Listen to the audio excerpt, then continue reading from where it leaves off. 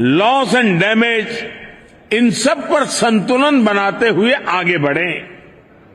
We have to be ambitious.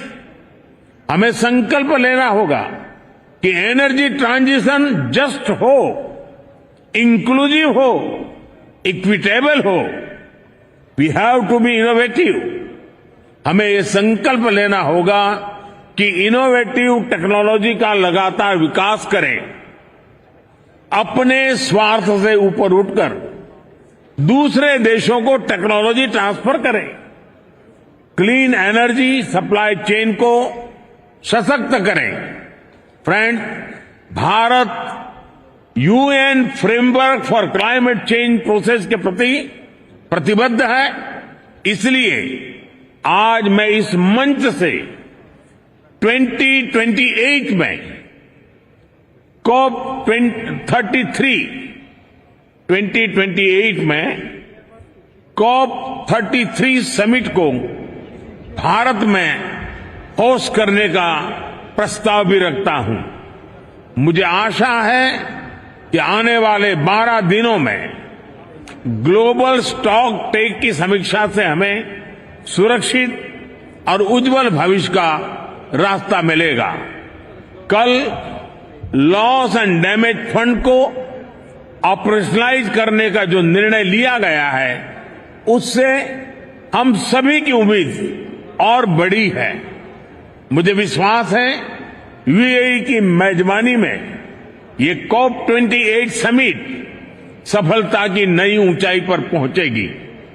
मैं मेरे brother his highness Sheikh Mohammad bin Zayed और संयुक्त राष्ट्र संघ के secretary general his excellency Guterres को मुझे ये विशेष सम्मान देने के लिए विशेष रूप से आभार व्यक्त करता हूं। आप सभी का बहुत बहुत धन्यवाद। Thank you. फ्रेंड्स, आज भारत ने इकोलॉजी और इकोनॉमी के उत्तम संतुलन का उदाहरण विश्व के सामने रखा है। भारत में विश्व की 17% आबादी होने के बावजूद 17% आबादी होने के बावजूद ग्लोबल कार्बन एमिशंस में हमारी हिस्सेदारी ओनली 4% से भी कम है। भारत विश्व की उन कुछ इकोनॉमीज में से एक है जो एनडीसी टारगेट्स को पूरा करने की राह पर है। एमिशंस इंटेंसिटी संबंधी टारगेट्स को हमने 11 साल पहले ही हासिल कर लिया है।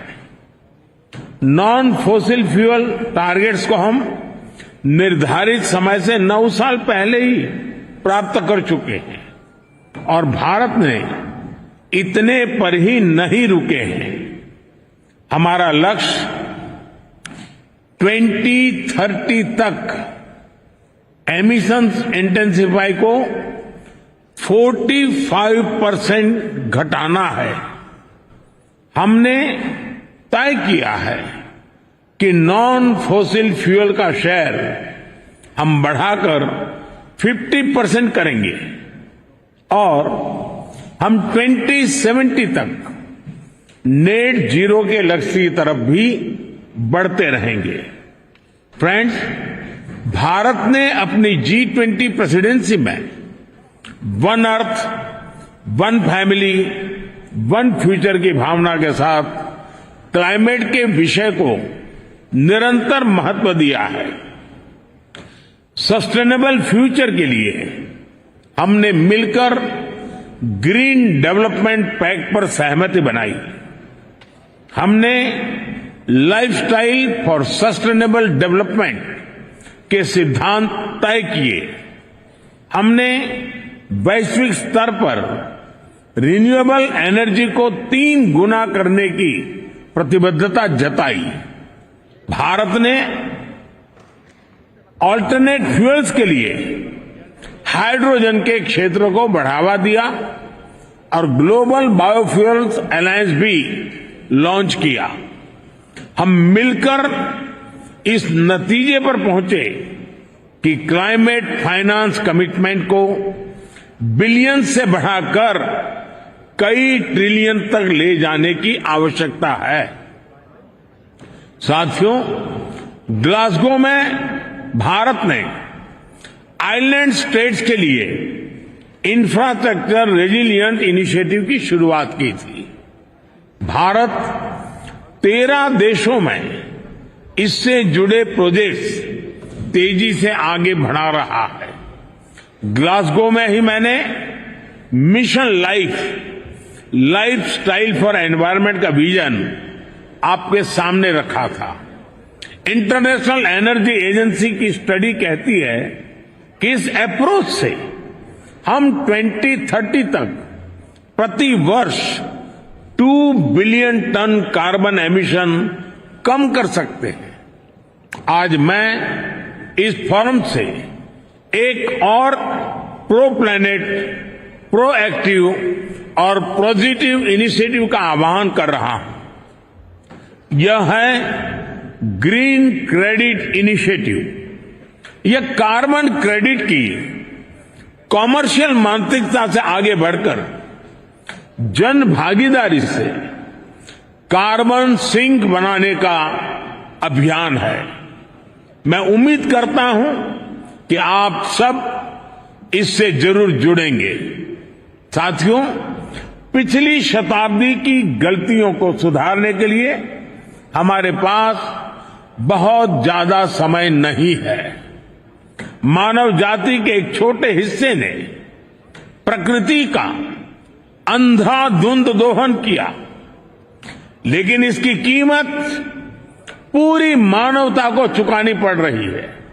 विशेषकर ग्लोबल साउथ के निवासियों को सिर्फ मेरा भला हो, ये सोच दुनिया को एक अंधेरे की तरफ ले जाएगी।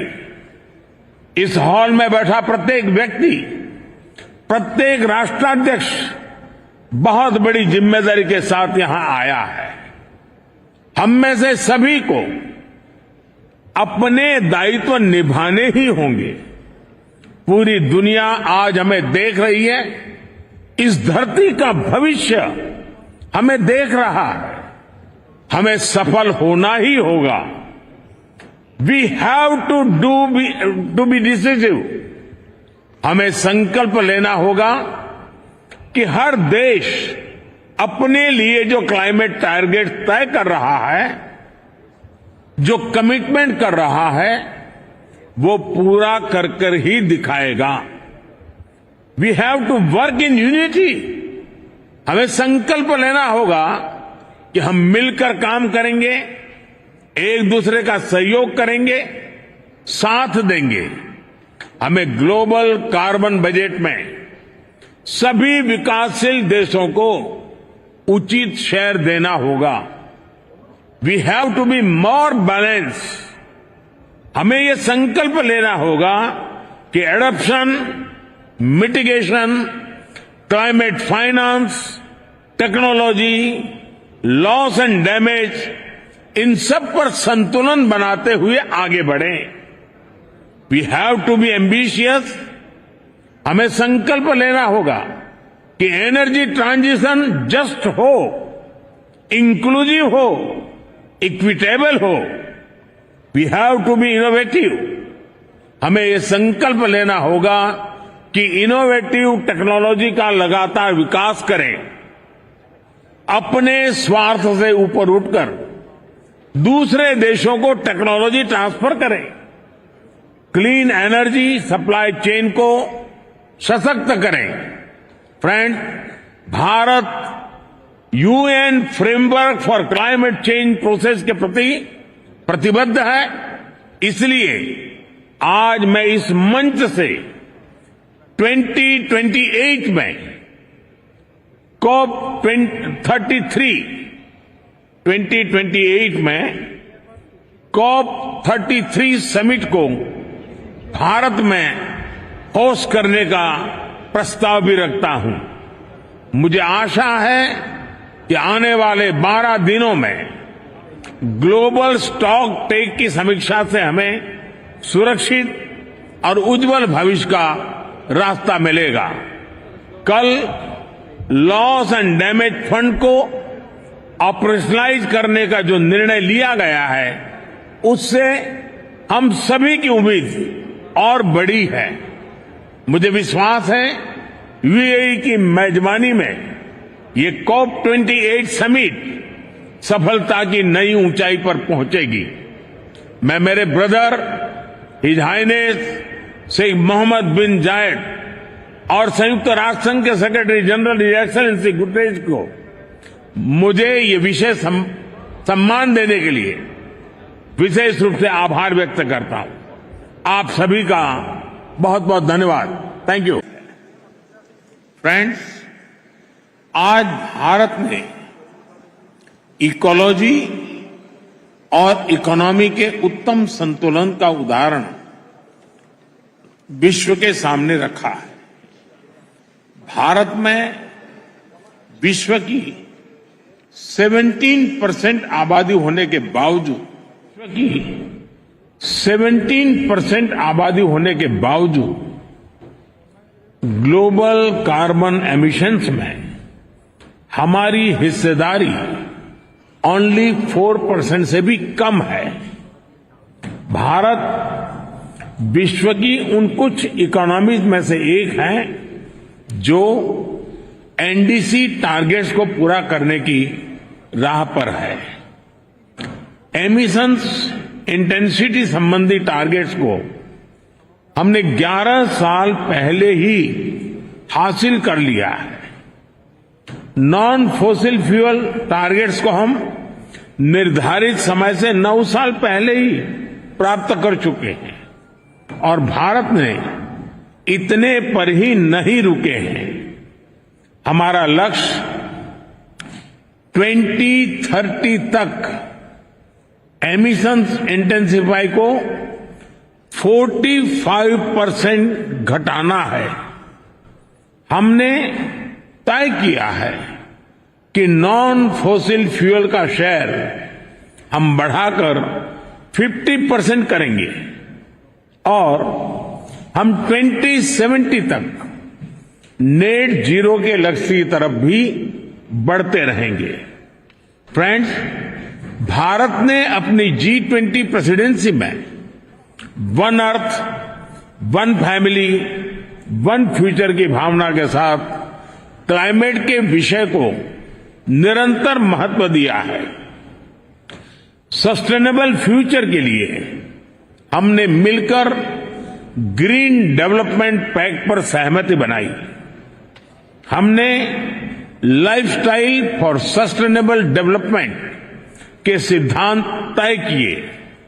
हमने वैश्विक स्तर पर रिन्यूएबल एनर्जी को 3 गुना करने की प्रतिबद्धता जताई। भारत ने ऑल्टरनेट फ्यूल्स के लिए हाइड्रोजन के क्षेत्र को बढ़ावा दिया और ग्लोबल बायोफ्यूल्स अलायंस भी लॉन्च किया। हम मिलकर इस नतीजे पर पहुंचे कि क्लाइमेट फाइनेंस कमिटमेंट को बिलियन से बढ़ाकर कई ट्रिलियन तक ले जाने की आवश्यकता है। साथियों, ग्लासगो में भारत ने आइलैंड स्टेट्स के लिए इंफ्रास्ट्रक्चर रेजिलिएंट इनिशिएटिव की शुरुआत की थी। भारत 13 देशों में इससे जुड़े प्रोजेक्ट्स तेजी से आगे बढ़ा रहा है। ग्लासगो में ही मैंने mission life style for environment का विजन आपके सामने रखा था। इंटरनेशनल एनर्जी एजेंसी की स्टडी कहती है कि इस अप्रोच से हम 2030 तक प्रति वर्ष 2 बिलियन टन कार्बन एमिशन कम कर सकते हैं। आज मैं इस फोरम से एक और प्रो प्लैनेट, प्रोएक्टिव और पॉजिटिव इनिशिएटिव का आह्वान कर रहा हूं। यह है ग्रीन क्रेडिट इनिशिएटिव। यह कार्बन क्रेडिट की कॉमर्शियल मानसिकता से आगे बढ़कर जन भागीदारी से कार्बन सिंक बनाने का अभियान है। मैं उम्मीद करता हूं कि आप सब इससे जरूर जुड़ेंगे। साथियों, पिछली शताब्दी की गलतियों को सुधारने के लिए हमारे पास बहुत ज्यादा समय नहीं है। मानव जाति के एक छोटे हिस्से ने प्रकृति का अंधाधुंध दोहन किया, लेकिन इसकी कीमत पूरी मानवता को चुकानी पड़ रही है। विशेषकर ग्लोबल साउथ के निवासियों को सिर्फ मेरा भला हो, ये सोच दुनिया को एक अंधेरे की तरफ ले जाएगी। इस हॉल में बैठा प्रत्येक व्यक्ति, प्रत्येक राष्ट्राध्यक्ष बहुत बड़ी जिम्मेदारी के साथ यहां आया है। हम में से सभी को अपने दायित्व निभाने ही होंगे। पूरी दुनिया आज हमें देख रही है। इस धरती का भविष्य हमें देख रहा है। हमें सफल होना ही होगा। We have to be decisive. हमें संकल्प लेना होगा कि हर देश अपने लिए जो क्लाइमेट टारगेट तय कर रहा है, जो कमिटमेंट कर रहा है, वो पूरा कर ही दिखाएगा। We have to work in unity. हमें संकल्प लेना होगा कि हम मिलकर काम करेंगे, एक दूसरे का सहयोग करेंगे, साथ देंगे। हमें ग्लोबल कार्बन बजट में सभी विकासशील देशों को उचित शेयर देना होगा। We have to be more balance. हमें यह संकल्प लेना होगा कि adoption, mitigation, climate finance, technology, loss and damage, इन सब पर संतुलन बनाते हुए आगे बढ़ें। We have to be ambitious. हमें संकल्प लेना होगा कि एनर्जी ट्रांजिशन जस्ट हो, इंक्लूसिव हो, इक्विटेबल हो। We have to be innovative. हमें यह संकल्प लेना होगा कि इनोवेटिव टेक्नोलॉजी का लगातार विकास करें। अपने स्वार्थ से ऊपर उठकर दूसरे देशों को टेक्नोलॉजी ट्रांसफर करें। क्लीन एनर्जी सप्लाई चेन को सशक्त करें। Friend, Bharat UN framework for climate change process के प्रति प्रतिबद्ध है। इसलिए आज मैं इस मंच से 2028 में COP33 2028 में COP33 समिट को भारत में होस्ट करने का प्रस्ताव भी रखता हूं। मुझे आशा है कि आने वाले 12 दिनों में ग्लोबल स्टॉक टेक की समीक्षा से हमें सुरक्षित और उज्जवल भविष्य का रास्ता मिलेगा। कल लॉस एंड डैमेज फंड को ऑपरेशनलाइज करने का जो निर्णय लिया गया है, उससे हम सभी की उम्मीद और बड़ी है। मुझे विश्वास है यूएई की मेजबानी में ये COP28 समिट सफलता की नई ऊंचाई पर पहुंचेगी। मैं मेरे brother his highness Sheikh Mohammad bin Zayed और संयुक्त राष्ट्र संघ के secretary general his excellency Guterres को मुझे ये विशेष सम्मान देने के लिए विशेष रूप से आभार व्यक्त करता हूं। आप सभी का बहुत बहुत धन्यवाद। Thank you. फ्रेंड्स, आज भारत ने इकोलॉजी और इकोनॉमी के उत्तम संतुलन का उदाहरण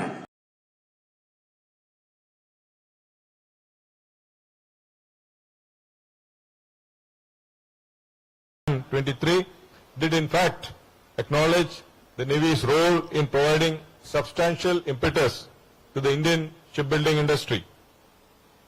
So as a subset of indigenization, we have retained our focus on fostering R&D in niche technologies.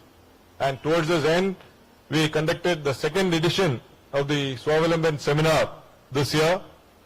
And last year, we had sought answers to 25 challenges, while this year, we received more than 1,000 responses.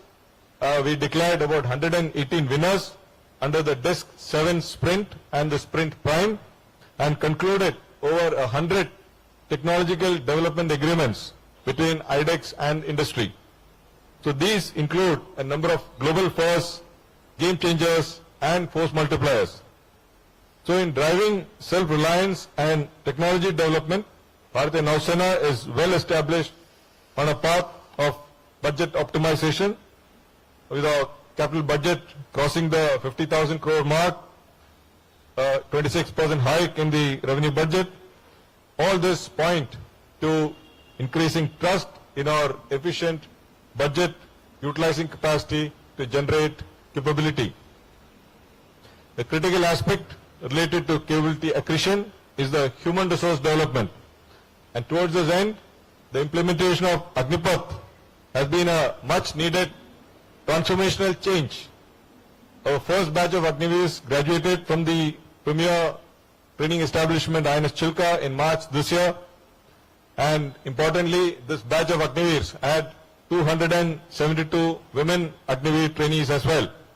And going further, the second batch of Agniveers had a total of 454 women. And I want to say that with the third batch, which has just got inducted, we have now crossed over 1,000 women Agniveers in the Navy. So these statistics stand testament to our philosophy of all roles, all ranks, with regard to deployment of women in the service, both for officers as well as personnel below officer rank. We have also appointed the first woman commanding officer of an Indian naval ship.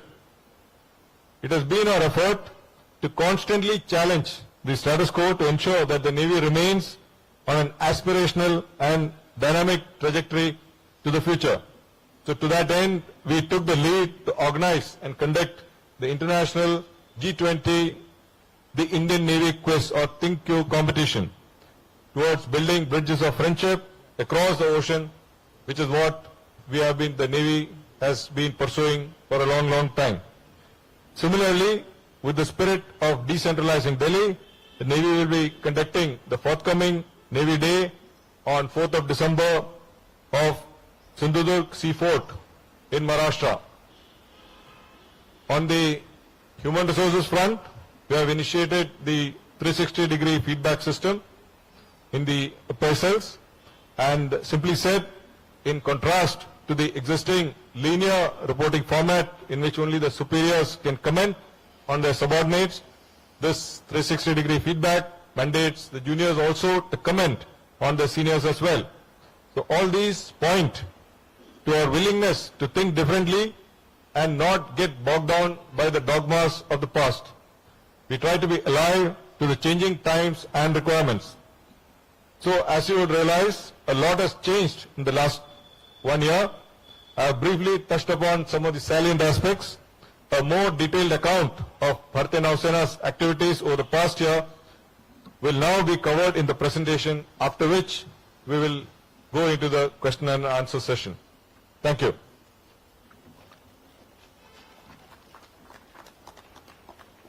Thank you, sir. Now I'll request Commodore Shantanu Jha, Commodore SAT, to brief on the annual report of Indian Navy. Thank you, Vivek. Good morning, ladies and gentlemen of the press. Over the next 22 minutes, I will present a broad overview of the Indian Navy's major activities over the past year, which enabled us to remain a combat-ready, credible, cohesive, and future-proof force. During the last campaign season, various successful weapon firings of missiles and torpedoes were conducted, including firings of the BrahMos with an indigenous seeker, NASAM, the first indigenous air-launched anti-ship missile, as well as the maiden interception of a supersonic target.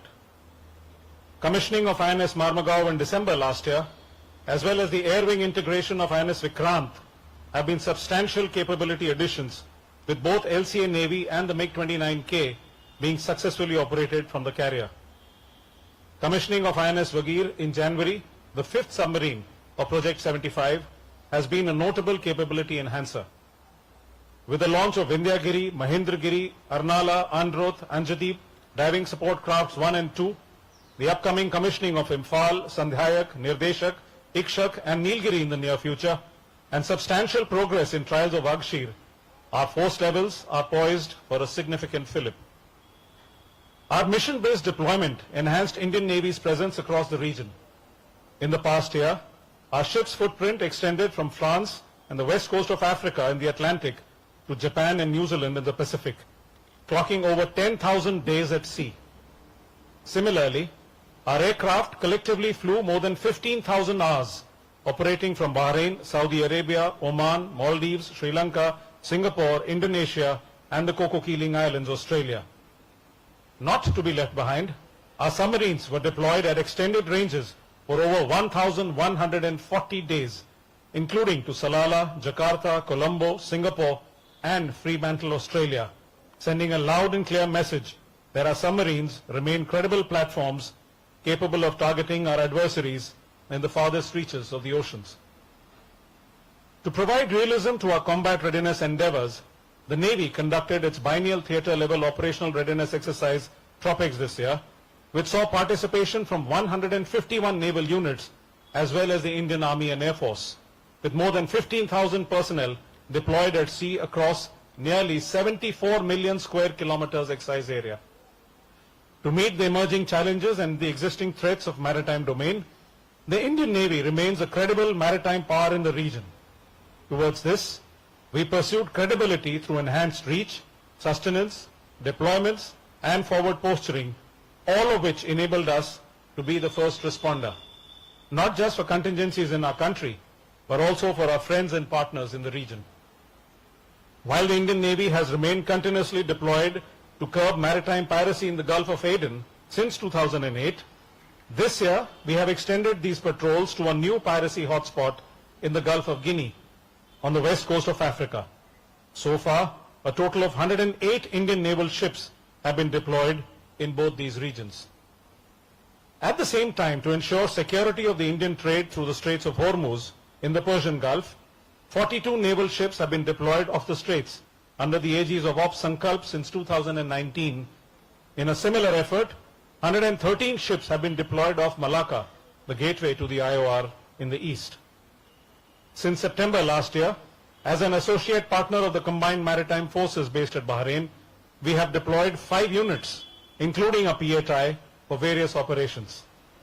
In April, our deployments enabled the Indian Navy's proactive support in evacuating nearly 1,500 Indians from Sudan as part of Operation Kaveri, establishing a sea bridge between Port Sudan and Jeddah.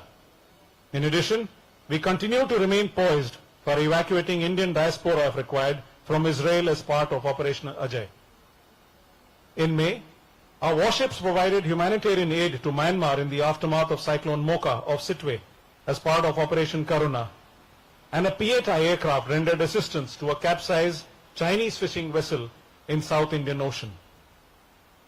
The Indian Navy is presently undertaking refit of a Mauritius Coast Guard ship at Visakhapatnam and has also gifted spares to the Sri Lankan Navy in May for sustaining their India-made offshore patrol vessels, reaffirming the deep trust existing with our friends and partners. In response to national level contingencies, our ships and aircraft were deployed for many search and rescue operations, including medical evacuations from Agati, assisting the Delhi Civil Administration during Operation Yamuna, disaster relief at Balasore, firefighting of Kochi and Goa, as well as sustained diving operations for operationalizing the ONGC's floating production, storage and offloading, or the FPSO installation, preventing a financial loss of almost 60,000 barrels per day of refined fuel. Similar to last year, our synergy with various government agencies was demonstrated during a successful anti-narcotics operation, which resulted in the Indian Navy, along with the NCB, intercepting 2,500 kg drugs worth nearly 2,000 crore rupees in May, the largest seizure till date. As a cohesive force, organizationally, the Navy inducts men and women from across the nation, which is testimony to Ek Bharat, Shresht Bharat. So far, we have inducted Agniveers from 647 of 785 districts. Our aim is to build a cohesive team Navy with representation from each district, each block, and eventually each village of our great nation. In a bid to contribute to cohesive armed forces, the Navy has continued focus on the transformational Agnipath scheme. To benefit the Agniveers, the Navy has concluded 4 memorandums of understanding with the Ministry of Education and the Ministry of Skill Development and Entrepreneurship. Further, in contrast to the 272 women candidates in the maiden induction batch, the first batch of 23 has a total of 454 women Agniveers, an increase of nearly 63%. Over the 3 batches inducted so far, like the CNS brought out, we have now more than 1,100 women Agniveers in the Navy, highlighting the growing popularity of this scheme. At the Indian Naval Academy, women cadets are now eligible for the 10+2 BTEC scheme and through the UPSC NDA entry scheme. With these efforts over the last few years, we are progressing into a vision of all roles, all ranks for women in the Indian Navy. In continuation of the Navy's impetus on Nari Shakti, this year, 2 women officers sailed on board the Indian naval sailing vessel Tarini for 188 days during the 50th edition of Cape to Rio race, covering a distance of almost 17,000 nautical miles. The Navy, in association with the Navy Welfare and Wellness Association, conducted the Indian Navy quiz Think You at the national as well as the international level last month. The national level quiz gave us an opportunity to engage with bright and enthusiastic students from 11,741 schools across the country, nearly twice as many from the last edition. Additionally, the international round of G20 Think You exemplified our civilizational ethos of Vasudhaiv Kutumbakam, or one earth, one family, one future, through participation of students from 23 G20 countries. In addition, we were actively involved in various G20 events under India's presidency, such as being the knowledge partner for Blue Economy, driving Nari Shakti, innovation, and youth engagements. For our retiring personnel, to provide a sense of belongingness and pride, a retirement ceremonial event, Abhar, has been introduced.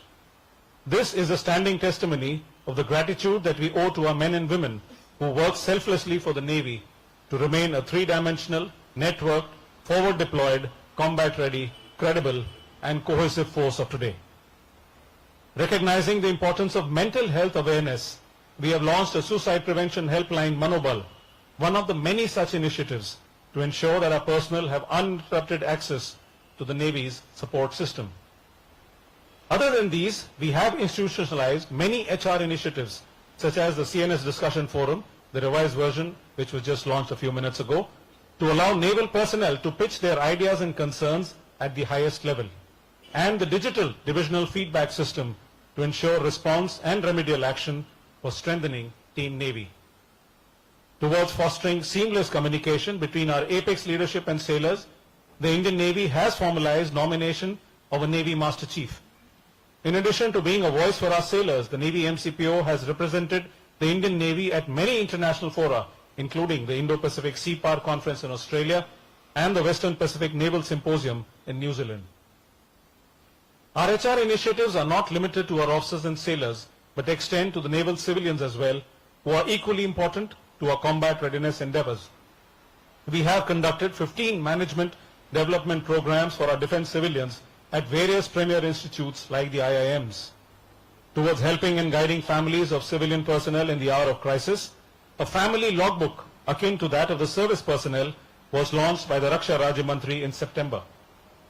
We have also concluded memorandum of agreement with 27 CGHS empaneled hospitals to provide cashless medical facilities to naval civilians and their dependents posted at naval headquarters.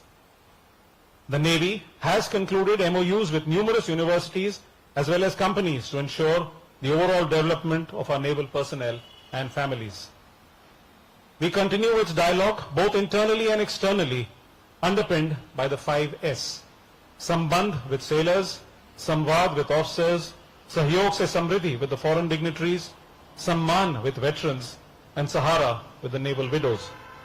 Our aim is to create a happy naval community by meeting basic requirements of accommodation, allowances, education and health, as well as simplifying daily mundane administrative chores. Externally, our engagements with our international partners continue to shape a favorable maritime environment, supplanting the Indian Navy's aim to be the preferred security partner in the region.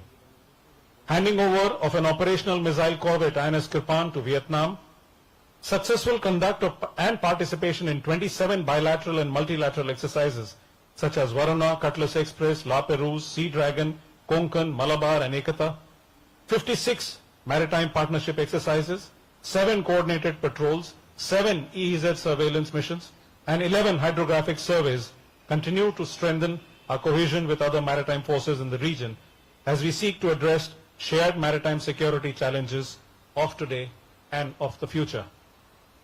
With COVID restrictions behind us, our international training program is back with gusto. Since 2021, we have seen a steady increase in these numbers, with 619 foreign trainees from 28 countries being trained during the last year. In a first, our workup team was deputed in October to undertake an operational sea training and safety audit of the South African ship Mendi in collaboration with their training team. Our initiatives like the Goa Maritime Conclave and the Indo-Pacific Regional Dialogue, in addition to our participation in international events such as the International Sea Power Symposium in the US, the Annual Defense Dialogue in Bangladesh, Gaul Dialogue in Sri Lanka, to name a few, have all aided in developing convergences with friends and partners. In order to maintain continuity in our interactions towards constructive engagement, just day before yesterday, we have concluded the maiden virtual dialogue with principals of maritime security agencies of the Indian Ocean littorals named Mahasagar, which stands for the Maritime Heads for Active Security and Growth for All in the region. To further strengthen information exchange in the region, the Navy conducted a maritime information sharing workshop which saw participation from 26 countries of the Indian Ocean Rim Association and the Djibouti Code of Conduct JEDA Amendment. Further, approval for expanding the existing infrastructure at the Information Fusion Center at Gurugram has been accorded, enabling hosting of more international liaison officers from our partner navies from the present strength of 15. We pursued future-proofing through sustained commitment towards Make in India and Atmanirbharta. All 32 ships and submarines commissioned into the Navy since 2014 have been built in India. Of the 67 ships and submarines currently under construction, 65 are being built at Indian shipyards. And these include the P-15 Bravo class destroyers, the P-17 Alpha class stealth frigates, and the Scorpion class submarines. In the present year itself, we have concluded 5 contracts worth approximately rupees 42,000 crores towards constructing 25 ships. This will generate employment of nearly 346 lakh man days over the next decade, involving numerous MSMEs and startups. The C-295 aircraft and the utility helicopters, which are being indigenously produced by Messrs. Tata Aerospace Limited and the HAL, respectively, are the platforms of choice for naval aviation requirements, highlighting Indian Navy's focus on Atmanirbharta. In order to provide impetus to self-reliance in defense manufacturing, of the 509 equipment in the 5 positive indigenization lists promulgated till date, 218 belong to the Indian Navy. Of these, 43 items worth nearly 54,000 crores have already been contracted. Organizationally, we recognize that an agile, adaptive, and advanced human resource management ecosystem is imperative. Accordingly, the Indian Navy has institutionalized the novel transformative initiatives of a 360-degree appraisal mechanism and a reverse war and peer assessment. We continue to contribute significantly to nation building or Rashtra Nirman, underpinned by the Panch Pran that the nation took on 15th August 22. In this regard, I will now cover a few endeavors. Viksit Bharat has been a specific focus area, and the Indian Navy has made an unequivocal commitment to be fully Atmanirbhar to support India's vision of being a developed nation by 2047. In this endeavor, as I've already covered, shipbuilding has been a priority area and a significant investment and employment generator with a multiplier effect of 1.82. The recently concluded Swavlamban seminar in October showcased 75 prototypes by winners of the Disc 7 Sprint challenges from the last edition, including a live demo of a few promising technologies. The Indian Navy achieved domestic to foreign payment ratio of 70:30 last year. In the last 9 years, nearly 65% of our total expenditure has been incurred towards indigenous procurement, which is aimed to increase up to 80% in the future. Similarly, towards achieving Gulami ki Mansikta se Mukti, the Indian Navy has weeded out many archaic practices and procedures. We have adopted a new naval ensign, naval crest, the President's and the CNSS standard, restricted usage of baton to ceremonial purposes, and amended maintenance philosophies to make them future-proof. Considering the importance of promoting reading and writing, the Commodore Knott Essay Competition has been renamed as the Sardar K.M. Panikkar Navy's Intellectual Beacon Essay Competition, with a distinct badge being awarded to the winner to wear for 1 year. For our sailors, we have institutionalized a yearly essay competition, Mashal. We have also been proactive in driving Virasat Pe Garv. Our outreach initiatives have been aimed to foster the spirit of a united India, enhancing maritime consciousness, as well as establishing people-to-people links from the Hind Mahasagar to Himalaya and from Koteshwar to Kohima. We have conducted many such events in the northeastern states and Ladakh, encompassing medical camps, motorcycle rallies, tech demos, recruitment drives, and veteran engagement. Apart from these endeavors, we have also taken the lead to oversee the design and construction of the ancient Indian stitched ship in conjunction with the Ministry of Culture.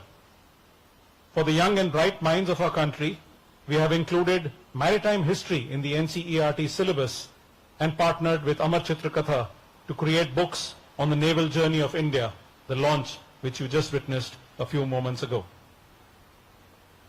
Similar to previous years, as part of the International Day of Yoga 23 celebrations, the Indian Navy participated in the Ocean Ring of Yoga with nearly 3,500 naval personnel on board 19 platforms, traversing over 35,000 kilometers in both national and international waters, spreading the message of Vasudhaiv Kutumbakam. Apart from these distinct contributions, the Navy is deeply committed to Ekta as well. Towards fostering integration of efforts between all maritime security stakeholders, we conducted the third edition of a large-scale coastal defense exercise Sea Vigil, which saw participation from more than 500 assets of the Indian Navy, Coast Guard, State Marine and Coastal Police, Customs, Forest Department, and private agencies, as well as from 800 NCC cadets and 17 government agencies from 9 coastal states and 4 union territories. Towards enhancement of jointness amongst the three services, and as a precursor to the envisaged theaterization of commands, cross-posting of 36 officers between the services has been implemented. The Indian Navy is also endeavoring to establish cultural and maritime connect with states and cities through its warships such as Visakhapatnam, Marmugao, Imphal and Surat. We understand that Nagrik Kartavya Ki Bhavna is important, and towards this, the Navy has also been proactively involved in the prestigious national projects. We are the lead agency for crew recovery operations for Gaganyaan, the Indian crew orbital spacecraft, and successfully demonstrated module recovery operations in October this year. We are also providing training for India's first manned deep ocean mission, Samudrayan. As part of Mission Sagar, the Navy deputed training teams and deployed our air assets and technical teams to partner nations, including Maldives, Mauritius, Madagascar, Sri Lanka and the Seychelles, towards enhancing interoperability, as well as to assist them in meeting their maritime security requirements, thereby emphasizing our role in building a force for good in the region. Apart from these distinct contributions, the Navy is deeply committed to the Swachh Bharat Abhiyan as well. Guided by the Honorable Prime Minister's assurance at the One Ocean Summit 22 for clearing plastic waste from the seas, the Indian Navy, as part of the Puneet Sagar Abhiyan, has committed over 1,000 ship days enabling clean and garbage-free oceans. In terms of reducing carbon footprint, we have set up biogas plants to recycle food waste, 1.35 lakh conventional lights are being replaced with LED. Public bicycle sharing system has been further expanded, and the fuel specifications to a relatively greener, high-flash, high-speed diesel have been revised. Nearly 30 lakh trees have already been planted thus far as part of a 75 lakh tree plantation drive. Similarly, our thrust on Digital India has been across various spheres, some of which are now shown on the screen. These include the Joint Indian Navy website, the busiest web application of the Indian Navy, the computer-based examination INET for recruitment of Agniveers, electronic confidential reports, service documents and performance evaluation sheets, the SBI eNav card, METOC Advanced User Simulcast Modules or MOSM, for seamless dissemination of weather data, pilot phase for the paperless claim procedures, real-time specialist medical opinion to ships at sea through the Swasth telemedicine consultation, Samuha, the community-driven digital platform, and the Smart Performance Appraisal Reporting Recording Online Window or Sparrow. Another area where we retained sustained focus was in Khelo India, where our efforts have borne fruit and also brought India accolades on the international stage. During the Asian Games 2022, our sportsmen won 4 gold, 1 silver, and 2 bronze medals. Ladies and gentlemen of the press, it is through these lines of efforts that the Indian Navy remains committed to serve the nation anytime, anywhere, as a combat-ready, credible, cohesive, and future-proof force. May I now request the Chief of Naval Staff to kindly address the audience. हमारे देश में मोड़ ही मोड़ है, कभी highway वाला मोड़, अरे मेरा किराया वाला मोड़, कुत्तों के चेज वाला मोड़, a wide range of tires जो दें हर मोड़ पे confidence. TVS Eurogrip tires for a country full of turns.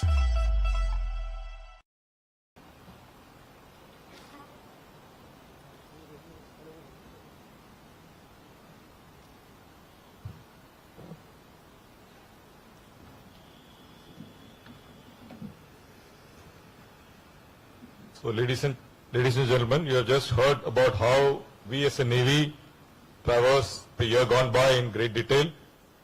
I'll now highlight the broad waypoints that we intend pursuing to navigate the future. First and foremost, maintaining credible deterrence while remaining ready to win war at sea will remain our principal priority. Our vision of being a combat-ready, credible, cohesive and future-proof force underpins this aspect.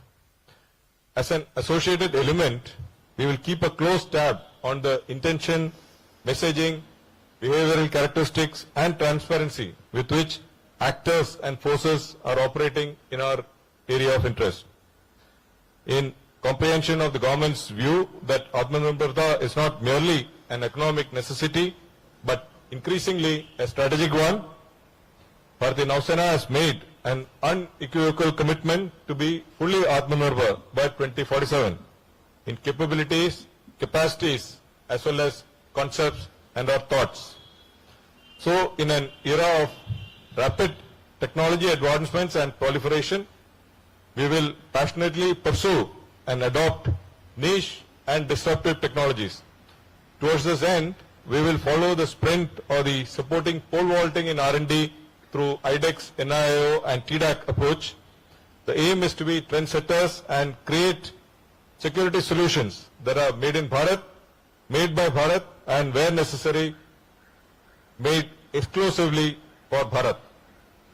In terms of fiscal resources, it is well appreciated that budget will always have to be balanced between a host of national imperatives, security, development and social.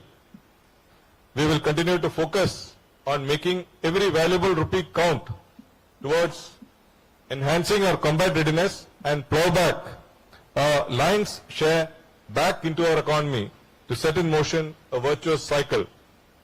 So all these aspects of capability accretion and financial allocation are now increasingly being looked at jointly by the three services.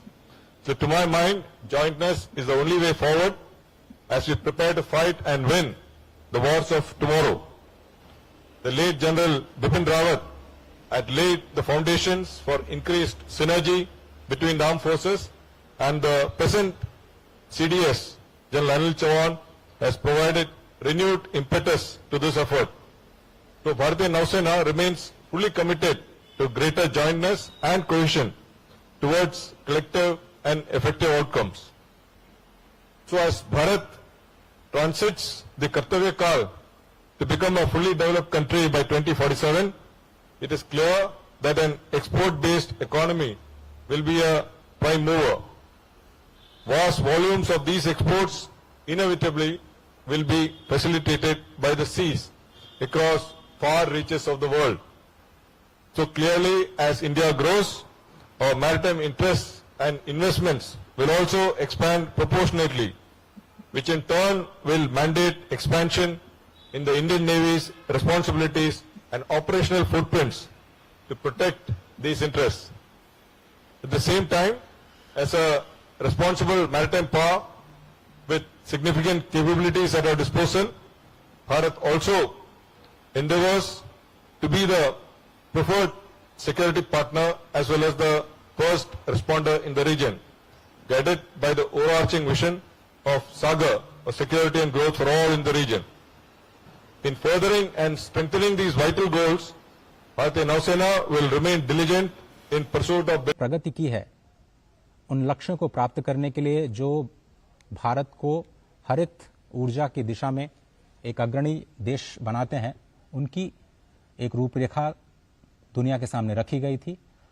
COP28 में प्रधानमंत्री मोदी के संबोधन पर सभी की निगाहें हैं और इसलिए यह और भी ज्यादा इंपॉर्टेंट हो जाता है क्योंकि G20 के दौरान ग्रीन डेवलपमेंट पैक्ट पर जो दुनिया के तमाम सदस्य देश G20 का हिस्सा थे, जहां पर सहमति बनाने में भारत को कामयाबी मिली, उन्हीं बातों को आगे बढ़ाते हुए इसमें स्पष्ट तौर पर यह कहा गया है कि विकासशील देशों को $5.9 ट्रिलियन के फंड की जरूरत होगी अगर उनको अपने एनडीसीज के लक्ष्यों को maritime force serving the nation with pride and strength.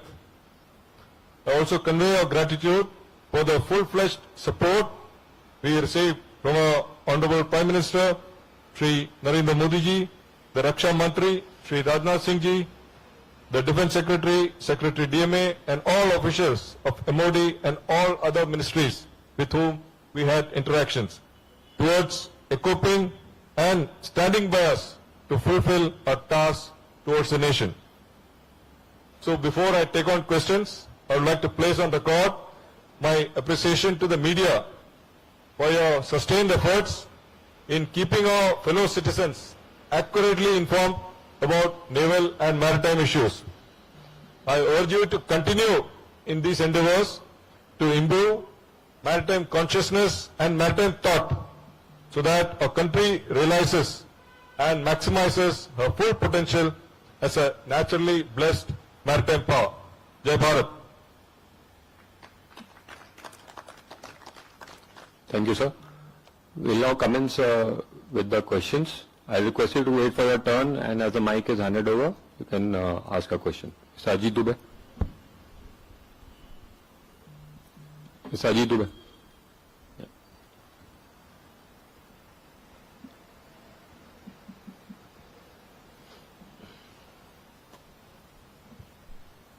Good morning, I'm Ajit Dubey from ANI.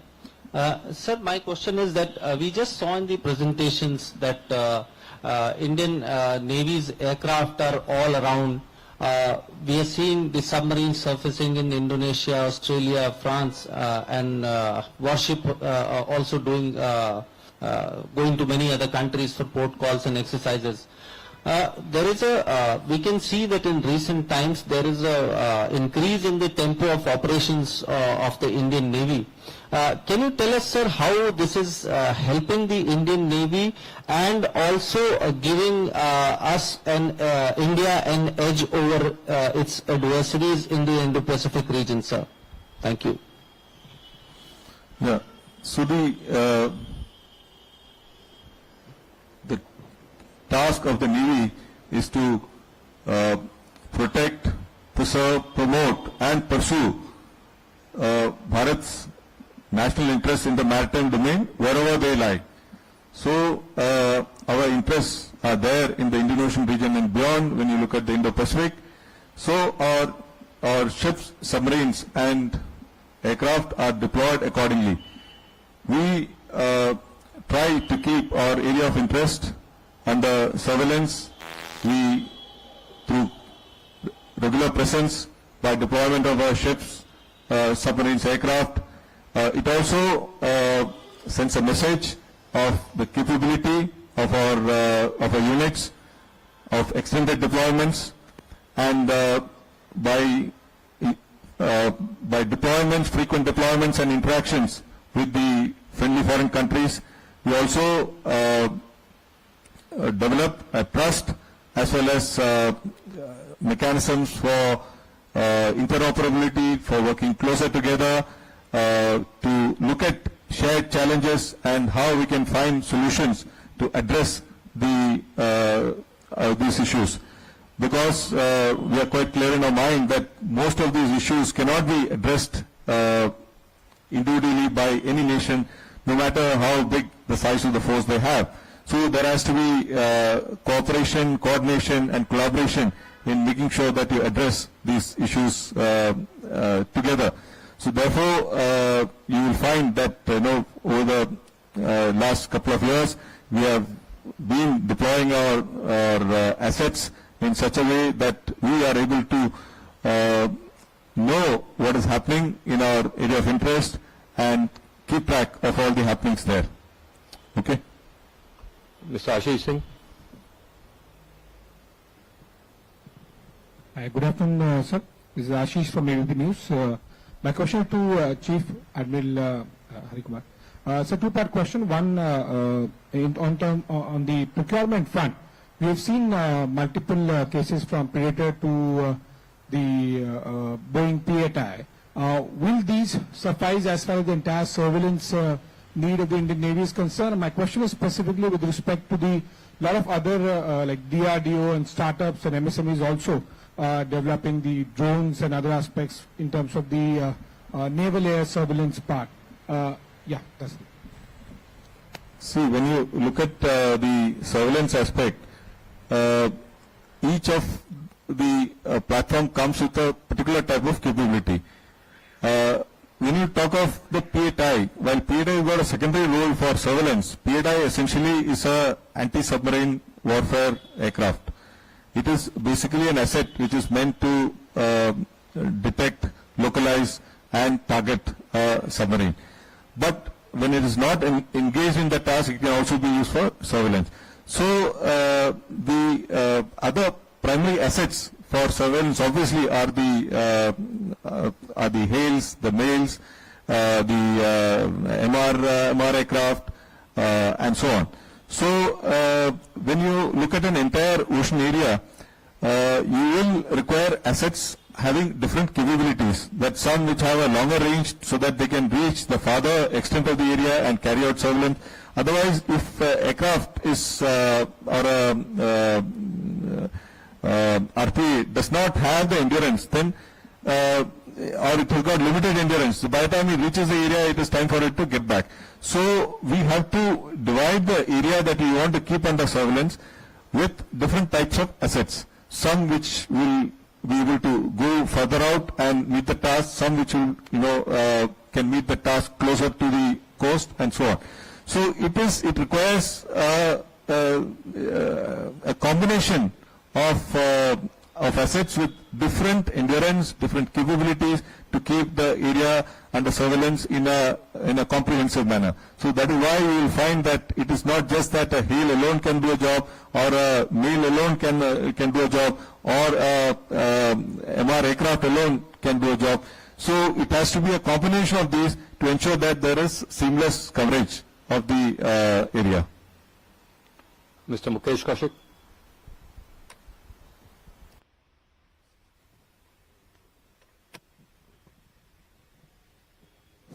Sir, this is Mukesh Kaushik from Dainik Bhaskar. My question pertains to overall security scenario in Indian Ocean region, especially in the backdrop of posturing of Maldives' new president, who has asked India to remove all its military personnel from Maldives. So after Pakistan, we have Maldives, who is pro-China, and Sri Lanka, where we have seen the deployment of survey ship of China. So how we are going to counter this increasing grip of China in the Indian Ocean region? firstly, the oceans are considered a common heritage. Oceans can be used for the legitimate economic aspirations of any nation. So, in that regard, if you look at China, China may have a legitimate, reason to be present in the Indian Ocean region for economic activities. But what we, as the resident naval power in the Indian Ocean, we keep an eye on what all is happening there. We try to keep the extra-regional forces which are present in the region under surveillance, and we would like to know what are their activities, what are they engaged in, and what are their intentions, and so on. So that is why we deploy our assets, the surveillance assets, and our ships, submarines, aircraft, UAVs, etc. So they are deployed regularly to keep our area of interest under observation, to see that we are aware of all the happenings that are taking place. Ms. Poonam Pandey.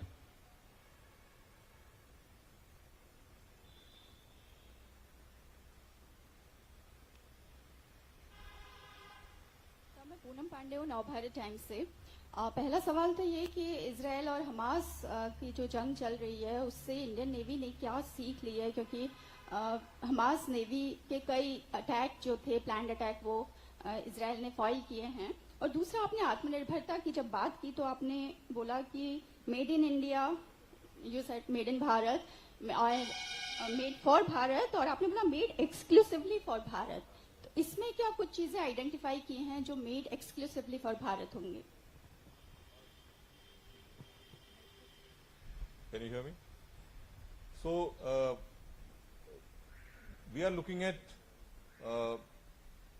niche technologies, disruptive technologies which we can develop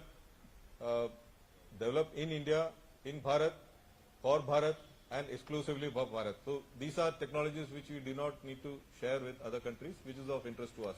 So, therefore, for example, I would say in the last Swavalamban seminar, which we, where we gave 75 challenges, we had a overwhelming response from the startups and from the industry. More than 118 startups had responded, and by this year, we have been able to vet most of them, take them forward, and over 100 plus contracts have been signed towards development of technology. A few of them have already got inducted. I mean, in the sense we have placed orders as well for induction into the service. So there are some areas in which they are even, I would say, the first time they are being developed in the world as well. So when it's a technology that is unique, we would like to rather keep it for ourselves rather than share it with others. So that is what we meant by exclusively for Bharat. Mr. Jain Baranwal.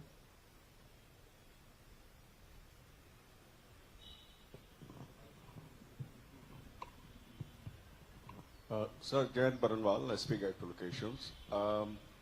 ISC 1 has taken about 21 years, if I may say so. So when the ISC 2 gets kick-started, can we expect that it's going to take lesser time? It is ISC 1 has not taken 21 years. It has taken about 11 to 12 years. Actually speaking, from the time of steel cutting, if you see, till operationalization. So we should go by that rather than the the conceptualizing stage and so on. And there were particular challenges in case of ISC 1 because the first time we were doing it, the shipyard had to be identified, and there were challenges of steel. At some point, we had decided that we'll make our own steel, so rather than import it. So all these factors had added, to the initial time frame. But that is not the case now, because we already have the expertise. The Cochin shipyard has got the expertise, the required skilled personnel are there.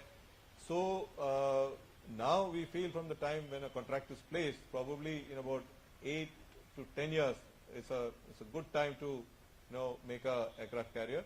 So we are quite confident that whenever the government approves this case, it will come out in good time as in line with the contemporary shipyards.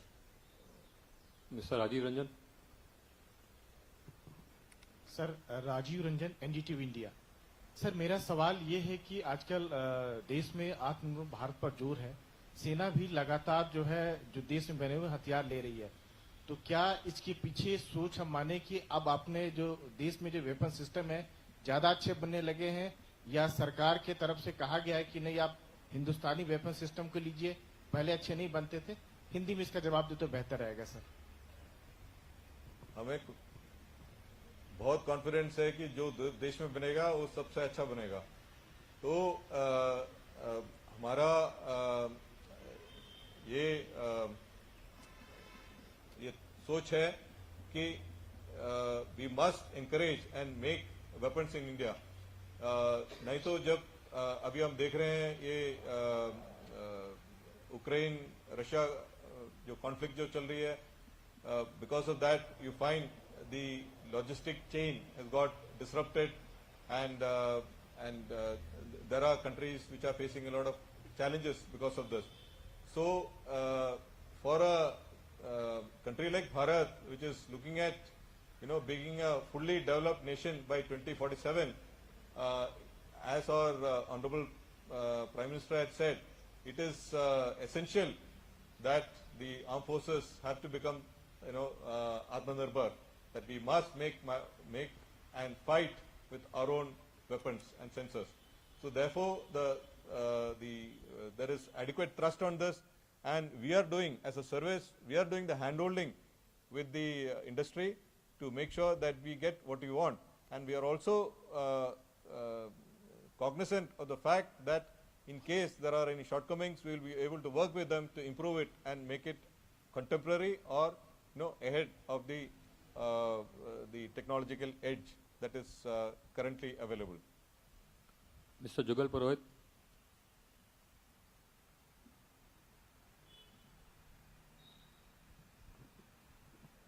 Sir, hi, this is Jugal. Am I audible, sir? Sir, this is Jugal from the BBC. This is Jugal from the BBC, sir. Yeah, speak a little louder, please. Okay, sir. My question is, if you can just give us an update on, where we are with the Maldives situation, where, they've requested the Indian personnel to be withdrawn. And so the second question is, are there plans afoot to rename the Indian Navy as Bharatiya Navy? Just to tell you, we are Bharatiya Nausena. I mean, that's how we are known. So while we in English we say Indian Navy, but we are Bharatiya Nausena as such. So there is no separate change in nomenclature as such. That answers your second question. And first question, with Maldives, we have very, very close cooperation. We have some assets deployed there. We have been assisting them in many ways. Over the last 5 years, we have helped in more than 500 medical evacuations, saving lives, helping them in keeping their maritime areas under surveillance for illegal activities, preventing illegal activities, and so on. So there has been a lot of cooperation with them. Even they have been participating in the Goa Maritime Conclave, the IPRD, and as late as yesterday we had the Mahasagar, which was just explained a while back, in which also there was participation from them. So we have very, very close cooperation in terms of training and all other activities. So as regards to whether we need to scale down our personnel, etc., that's a decision of the government, between the two governments, and whatever is the instruction that's given to us, we'll follow it. Ms. Portia Conrad.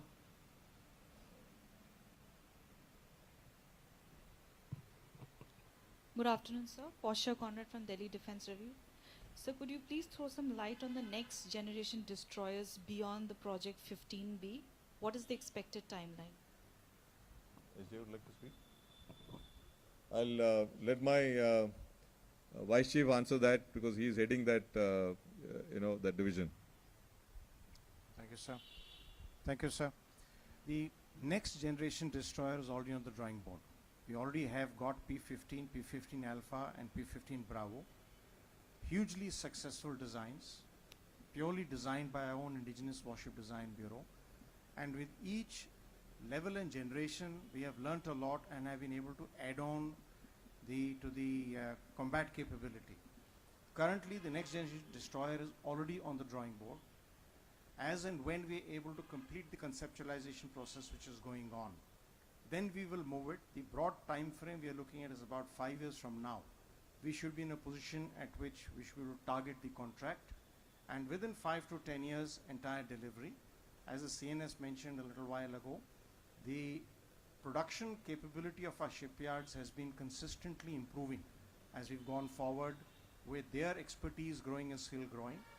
Today we have the Imphal, which we are due to commission by the end of this year, has achieved milestones which are approximately 50% of what we used to take 20 years ago.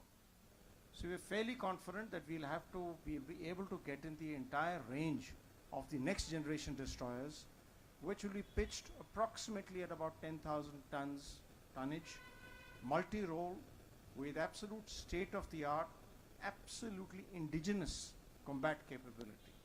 I hope that gives you a broader idea of where we are on this. Ms. Kavita Joshi.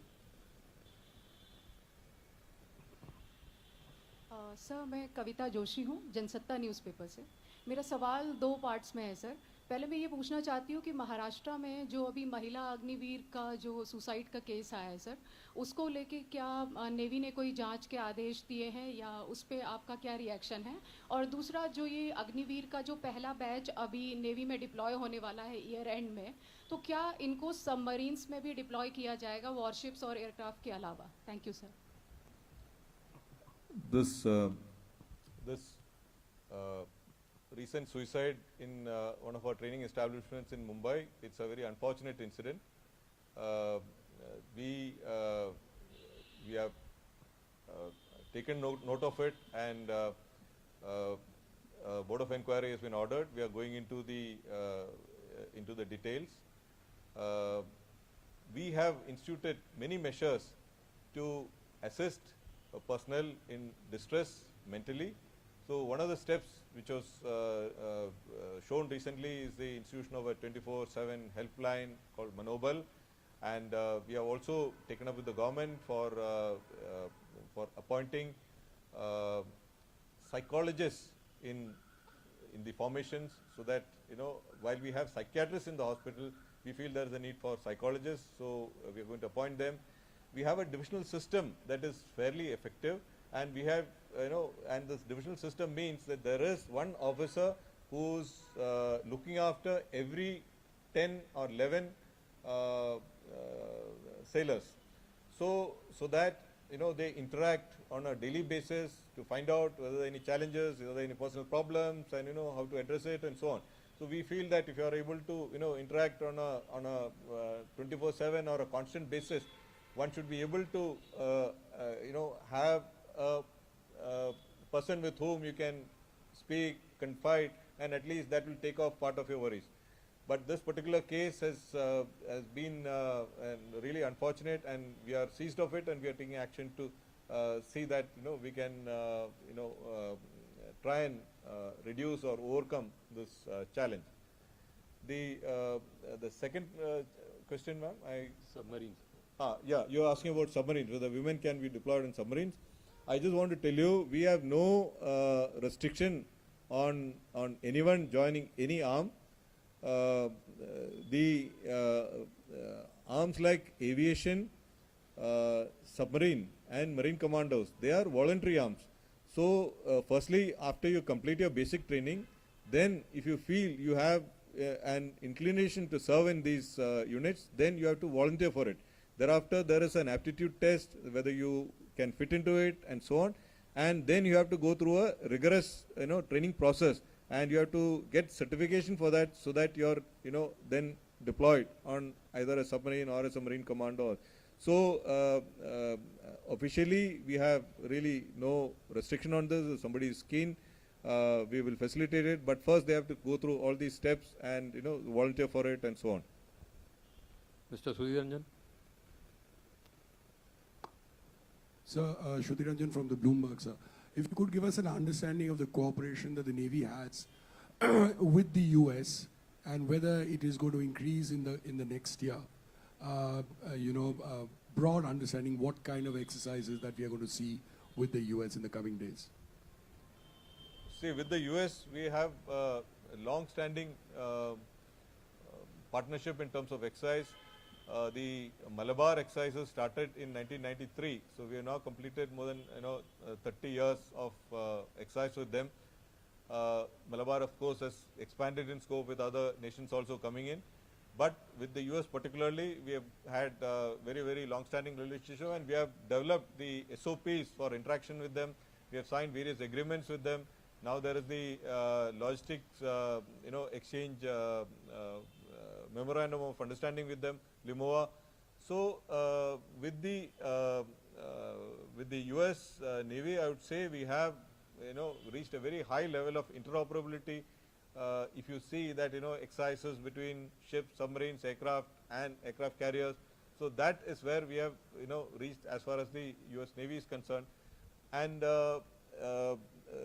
in the last year or so, we have taken this further forward in terms of cooperation in the underwater domain. There is a agreement on taking forward the underwater, developing the underwater domain awareness by mutual interaction and understanding and so on. So similarly, there is much work happening on niche technologies, developing niche technologies together, as well as cooperation in in finding solutions to various technological challenges. So in the years ahead, you will find that we are looking at the Malabar becoming even more complex, and regular cooperation with them. At the same time, the US Navy is also sanguine that we have ship repair, ship building capability with us, and their ships have been coming for voyage repairs and so on. Now the number of shipyards where they can come to has also gone up, because they have tied up MOUs with L&T, with MDL and so on. So we find that there is going to be greater and greater cooperation in these aspects. Mr. Sanjeev Barwa.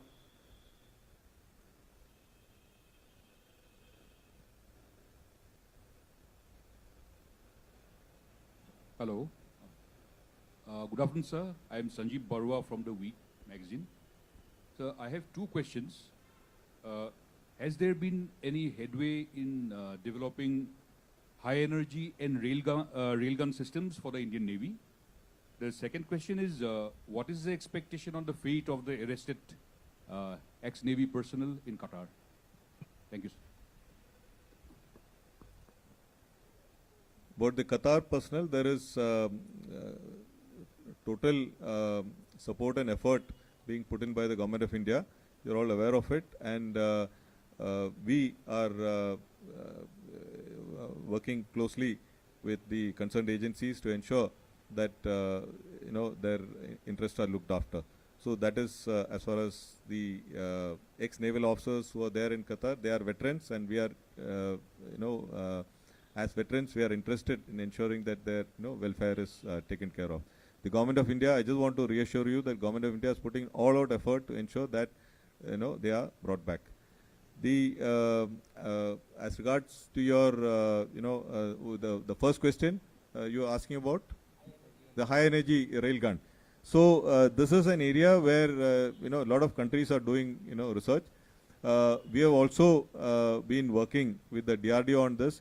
But the high energy railgun has got many challenges when you look at its actual utility. So we are not yet taken a call whether we need to develop it fully and install it on board ship, etc. There are various plus and minus, I would say, pros and cons of this of such an equipment. It is still being worked upon, but we have not yet decided whether we should go for it or not. That study is still on. Mr. Neeraj Rajput. Hi sir, Neeraj Rajput from final assault. मेरा सवाल जो recent developments हुए हैं America में, खासतौर से Khalistan terrorism को लेकर भारत और अमेरिका के बीच में डिप्लोमेटिक और पॉलिटिकल रिलेशंस में थोड़ी खटास आई है, तो क्या इस तरह की डेवलपमेंट्स का असर हमारी मिलिट्री डिप्लोमेसी और खासतौर से इंडो पैसिफिक रीजन में मैरीटाइम कॉपरेशन पे भी पड़ सकता है क्या? क्योंकि हमने हाल ही में देखा कि चाइना के प्रेसिडेंट ने अमेरिका का विजिट भी किया था, उसके बाद ही इस तरह के डेवलपमेंट्स हुए हैं। देखिए, हमारे cooperation in the Indo-Pacific with the US is very strong, and as I just explained to the previous question on our cooperation with the US in terms of exercises, etc., it has been going on for a very long time, and it is quite robust. We do exercises not with just ships and submarines and aircraft, but we also interact otherwise for subject matter expertise, and there is technological cooperation, and what I said is about the underwater domain awareness, and we are also looking at the procurement of the MQ-9B Predator drones. So there is much cooperation which is happening, and I don't see any problem in that. Ms. Ghazala,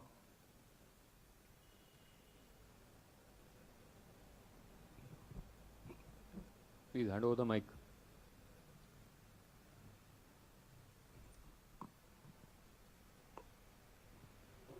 I'm Ghazala Wahab from Force Magazine. I have two questions and one very small clarification. So my first question is, what is the Navy's appreciation of threat in the Indo-Pacific? And my second question is, you referred to late General Bipin Rawat and the synergy he wanted to ensure between the three services. We saw in the presentation the kind of deployments the Indian Navy has had, multiple exercises it has done with various navies of both the Indo-Pacific region as well as outside. Can you just give me a little overview of what kind of tri-services exercises? You mentioned TROPEX, but that's just one. What tri-services exercises has the Indian Navy participated in, hosted in the last 1 year, which would ensure greater operational jointness between the three services?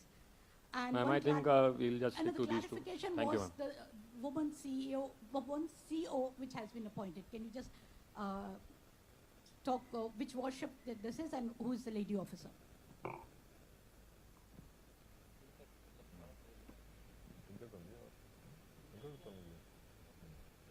You want to say? Cricket? We do not want to announce the name as of now. We just issued the appointment order. It will come out in due time. It's one of our fast attack crafts, which is based, in the Western Seaboard. So the first time we are appointing a woman officer, because she had to go through all the processes of qualification, then the exams and all that, and now she has to do a little bit of training for taking over it's called a pre-commissioning training. She'll undergo that and then take over the job. Okay. So you want to speak about the tri-service exercise? Yeah. Okay. So I'll tell my vice chief to answer for the tri-service exercises. We have a total of approximately 50 exercises that we are doing on an annual basis. Some of them are done on a biennial basis. Out of these 50 exercises which the Navy is involved in, we have got approximately 10. Exact figures I'll have to get back to you later once we can discuss with the headquarters IDs. Approximately 10 that are done as joint and tri-service level. Joint is two services, some are done as tri. We have done such exercises in the past with Russia. We have done such exercises with the UK. We have taken part in exercises which are hosted by friendly foreign countries where tri-services are involved, where we have fielded 2 or 3. In the current year, just recent memory, if you go back, we have deployed all 3 services assets to Egypt. There's, I think, exercise Bright Warrior, which is there, Bright Star, which is there. So we have the list of what all exercise you want. We can provide that to you separately, but rest assured that we are increasingly going towards joint exercises, while niche bilateral naval-to-naval exercises cannot be done away with, because that's where the core expertise lies. but it was also important for us to be able to amalgamate in a joint realm. So today we have a range of exercises that are done jointly at the two service and at all three at tri-service level.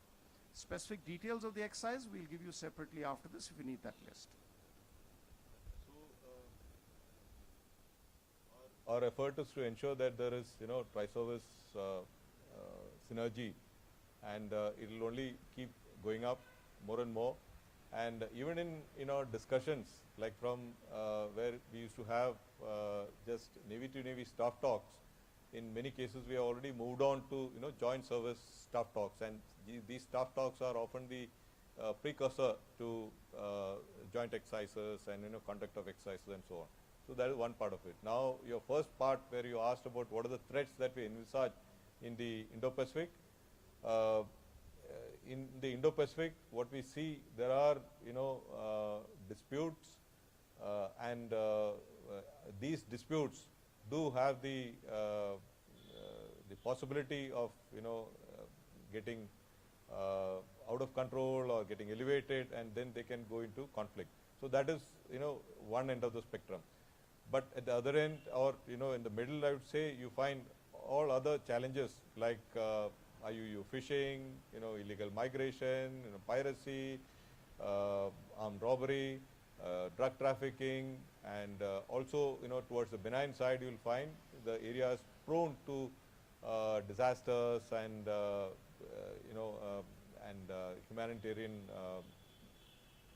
disasters and climate change challenges and so on. So, so it is you can see an entire gamut of challenges right from the high end, the possibility of conflict, to the other end of a benign, response which may be required in terms of a HADR, requirement. So therefore, it is important, firstly, to have dialogues to ensure that we maintain peace and tranquility, and at the same time ensure that there is free, open, and inclusive approach to the use of the oceans based upon a rules-based approach. So, so these challenges remain, and therefore there is a need for the navies and the maritime forces in the Indo-Pacific to cooperate, to identify the challenges, and try and work together to see how we can address them.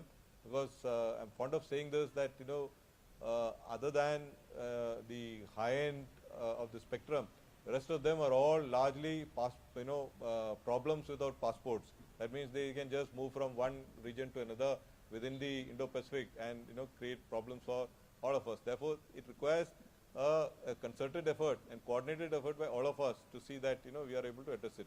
The no force, I would say, whatever be its size, will be able to tackle all these challenges by itself. Mr. Anuvesh Rath.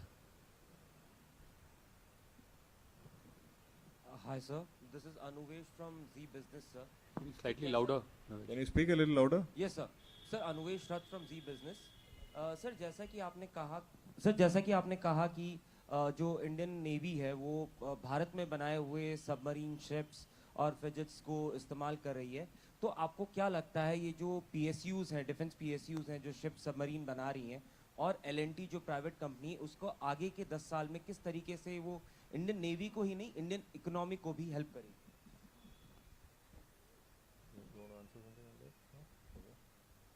देखो, we are very proud of the fact that अभी हमारे 67 ships are under construction, out of which 65 are being built in India, and these are all built in our own shipyards. So over a period of time, our shipyards have built up expertise, capacity, and capability to build ships of different types. So we are very, and this process had started from as early as 1960s, but it has got strengthened over a period of time, and the culmination of this capability and capacity development is actually the commissioning of Vikrant and its full operationalization. Because you find that there are barely 6 or 7 countries in the whole world who can make an aircraft carrier. So, as my Vice Chief had explained, our shipbuilding in terms of timelines have also come down drastically, and it is now almost to contemporary world standards in terms of shipbuilding of especially of complex destroyers and modern generation destroyers. So we feel that with this new programs like 75 India, where we are looking at a strategic partnership with the Indian companies, we will be able to design, develop, and produce our own submarines, ships, and aircraft as well. In terms of aircraft, I would say we are looking at the twin-engine deck-based fighter as a fighter for our carriers, as a replacement for the MiGs. So this is a case which we have taken forward. It will be built in India probably by HAL, and the specifications have already been prepared, and we will take up the case with the government for development of this aircraft, which will take maybe 4 to 6 years, and then a prototype, and then the production model will take another maybe 2 or 3 years. We hope that by about 2032 onwards, we will be able to get this twin-engine deck-based fighter for operations from our carrier. So, so ships, submarines, aircraft, helicopters, they're all going to be made in India, and that is our focus, and that's our thrust. Ms. Amrita Nayak. Mr. Rajat Pandit.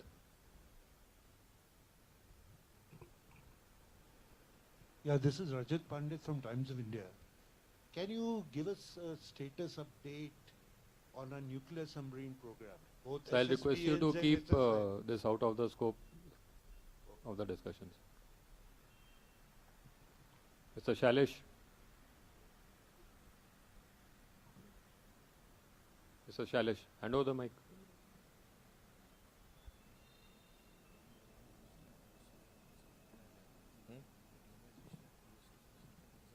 Hello. Good afternoon, sir. I'm Shailesh from National Defense. So as we understand that the Chinese, sir, here, sir. The Chinese are laying sensors across oceans, across the globe, sir. And now they have also exponentially launching the satellite, and they had plans to launch 13,000 satellites in space in lower Earth orbit, the LEO. And this network is called as a state network, Guo Wang. Now the Chinese would have eye on everything, whether it's a missile launch, whether hypersonic, or whether a drone or aircraft launch. So what kind of challenge would it pose to Indian Navy as they develop this capacity and the capability, and what are the measures we are desiring to put in place for the future, sir? Because this is going to be a big network, the greatest surveillance and the intelligence network they are building, sir. Okay, my Vice Chief will answer this. Thank you very much for that question. As you're aware, every country is investing in advanced technologies for building up its military capability, and China is certainly one of the leading countries. The prowess it has acquired in new age technologies that you've just mentioned, satellites, cyber, space, even in conventional, is of a very high order. As far as we are concerned, we have also been consistently investing in improving our indigenous capability, our R&D base, expanding our defense industrial base, because unless the military industrial complex in the country is self-sustaining and self-reliant, we will not be able to meet any of the challenges that you're speaking of. As long as you're dependent upon a certain component of import in any manner, you will remain vulnerable. So our simple one straightforward answer to that is continue as the Indian Navy has been doing for the last 75 years, focusing on improved indigenization, working for improved research and development along with DRDO, PSUs, the other two forces, and industry. And in this regard, significant strides have taken place in recent years, as you're well aware. Not only as the last question that was asked is, where are the PSUs going? Today our P-75, P-15 Bravo destroyers, the Imphal that lady had asked earlier, we are at 75% indigenous content. Yesterday we have launched 3 ships, the ASW shallow water craft at Cochin shipyard, which will be named Mahe, Malwan and Mangrol. They will be at 80% indigenous content. As we move forward, the bulk of our defense capability will come from within the country. We have also not just the established industries, we've gone major effort, as the CNS brought out and was made in the presentation, on the focus on sprint, on the DISC, the Defense India Startup Challenges, which have given a huge new ecosystem to the last range of startups. And many of you have been to the Swavlamban seminar, which we had just exactly 2 months ago. And you've seen the kind of niche technologies that are being created by our startups inside the country. So the answer that we've got to the emerging technological challenge that will come up ahead lie in India, as the CNS brought out. We will be producing in India, researching in India, making in India for India. And this will be the longer term answer to all the issues that you're raising. Ms. Shivani. I'll just add also that, satellite surveillance is not the end all or, the final solution for anything, because satellites have their own vulnerability in terms of their duration, and, they can be brought down in times of conflict. So there are, pros and cons of that as well, which, we as a country are also working on. Ms. Shivani.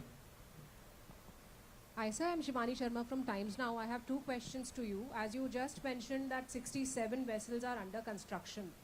So what is the figure that the Indian Navy targets by the end of 2030? What would be the number of warships we'll have? Another question is, you said that to counter the challenges or the threats in the Indian Ocean region, we need to have dialogue with the nations.